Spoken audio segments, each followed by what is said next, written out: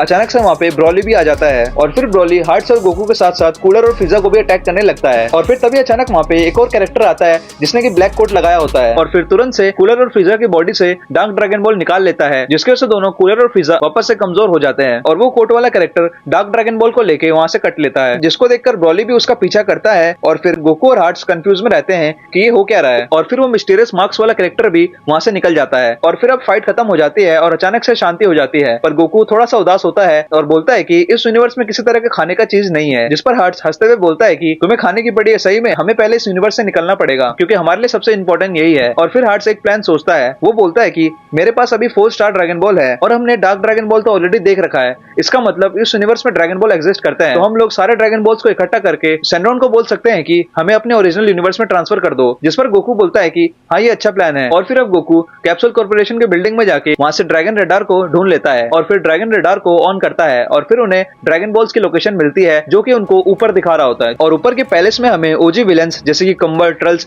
ये सब एक ही जगह दिखते हैं। और फिर वहीं पे हमारा Prince of all Saiyan Vegeta भी लड़ रहा होता है जो कि बहुत ज्यादा कमजोर होता है और वहीं पे मिस्टीरियस सा मार्क्स वाला कैरेक्टर भी होता है और वेजिटा बहुत ज्यादा थका रहता है पर फिर भी वो फाइट करने को उतर जाता है। पर कुंबर अपने एक ही डार्क अटैक से वेजिटा को बहुत ज्यादा दूर गिरा देता है और फिर बोलता है कि सैयन्स को हमेशा इवल रहना चाहिए, काइंडनेस नहीं, क्योंकि एक सैयन कमजोर तभी होता है जब वो बहुत ज्यादा काइंड होता है। जिस पर ट्रल्स बोलता है कि तुम तो इतने भी इवल नहीं हो, तुमसे इवल मैं हूँ क्योंकि मैं ये डिवाइन फ्रूट खाता हूँ जो कि सैयन्स की इवलनेस और पावर्स को बहुत ज्यादा बढ़ा देती है। और फिर ये खाते ही ट्रल्स सुपर सेन 3 फॉर्म में ट्रांसफॉर्म हो जाता है और बोलता है कि इसे बोलते हैं असली इवल पावर। और फिर अब ट्रल्स सीधा कुंबर पे अटैक करने लगता है और दोनों आपस में ही फाइट करने लगते हैं। जिसके बाद वहाँ पे अचानक से गोकू और हार्ट्स भी आ जाते हैं और उन्हें दिखता है कि वेजिटा बेहोश पड़ा है और हार्ट्स कुंबर को देख के खुश हो जाता है। और फिर वो मार्क्स वाला कैरेक्टर आता है जिसका आइडेंटिटी रिवील होता है और हमें पता चलता है कि वो तो गोकू ब्लैक है। और फिर गोकू ब्लैक अपने रोजे फॉर्म में आ जाता है, जिससे लड़ने के लिए गोकू भी अपने सुपर सेन ब्लू फॉर्म में आता है और फिर दोनों की फाइट स्टार्ट हो जाती है। और फाइट के दौरान गोकू ब्लैक गोकू से बोलता है कि मुझे बस तुम्हें हराना पड़ेगा, जिसके बाद से मेरी बॉडी कंप्लीटली पूरी हो जाएगी, इसलिए मैंने फू को बोल के तुम्हें इस यूनिवर्स में ट्रांसफर किया। और फिर फाइट के दौरान वेजिटा को होश आ जाता है पर कुंबर के इवल अटैक करने की वजह से वेजिटा को अपने पुराने इवल वाले दिन याद आ जाते हैं, जिसमें कि वो पहले कैसे अपने बेस्ट फ्रेंड नापा को मार देता है और नमेकेंस को भी परेशान करके उनको भी मार देता है। जिसके बाद उसको यही लग रहा होता है कि